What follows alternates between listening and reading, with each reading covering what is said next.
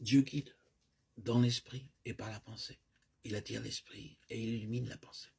L'un et l'autre sont d'accord avec l'entendement et avec les principes que donne la parole de Dieu. Éphésiens 5, 17, Philippiens 1, 9, 11. La direction satanique se sert de voix, de vision, d'attirance, d'impulsion, qui ne relèvent ni de la raison ni de la pensée et affectent les sens.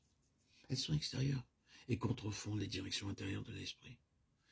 Les directions divines se manifestent à l'esprit de l'homme, mais elles exigent, pour être comprises, une active collaboration des facultés intellectuelles et cette perception spirituelle qui saisit les mouvements, les indications de l'esprit. La volonté reste toujours libre, elle décide. Les directions divines sont toujours en harmonie avec les Écritures. Par contre, les directions sataniques exigent la passivité de la pensée et du corps. Elles sont contraignantes, elles tiennent compte des dispositions et du tempérament du croyant. Toute contrainte émanant du domaine surnaturel révèle l'œuvre, porte la marque des mauvais esprits.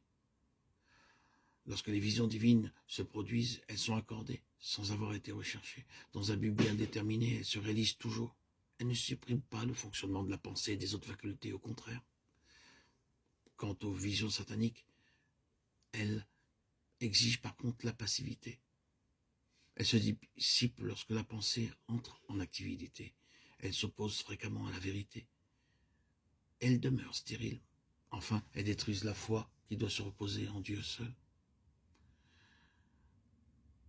Tout homme, toute âme se doit d'être obéissant à Dieu. Et c'est un acte de la volonté qui décide vouloir ce que Dieu veut. Aussitôt que la volonté divine est manifeste, la fidélité dans l'obéissance n'exclut pas un très sérieux examen pour s'assurer qu'il s'agit bien de la volonté de Dieu. Avoir une soumission passive, machinale et aveugle à une puissance naturelle ou à des voies sans consulter la raison, sans consulter les écrits, sans souci de résultat, est une contrefaçon de Satan. Le croyant est alors dans le doute.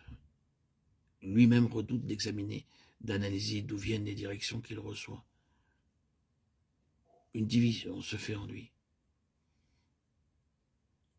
Dieu seul donne la force. Dieu seul peut être reconnu en nous, par son Saint-Esprit qui demeure dans l'esprit de l'homme. Dieu fortifie l'esprit, ce qui a sa répercussion sur l'intelligence et toutes les facultés. Celles-ci peuvent alors donner leur maximum et l'homme peut supporter et accomplir ce que sans Dieu, il n'aurait pu ni faire ni accomplir. Éphésiens 3,16. Rappelons-nous que les mauvais esprits communiquent une force naturelle à celui qui est passif en son esprit, son âme et son corps. La passivité est un danger lorsque cette force satanique ne s'exerce plus. L'homme se sent alors inerte, épuisé. Il doit attribuer ce changement à des causes purement naturelles. Dieu seul donne l'influence, en ce sens que Dieu se sert du chrétien pour attirer les âmes à lui. L'attraction n'est pas vers l'homme, mais vers Dieu. Elle ne contraint pas, elle n'oblige pas, elle ne fatigue pas, elle n'épuise pas. Elle convainc les consciences. L'homme n'est pas dévitalisé, fatigué, épuisé, mais bien au contraire, régénéré, dans une dynamique.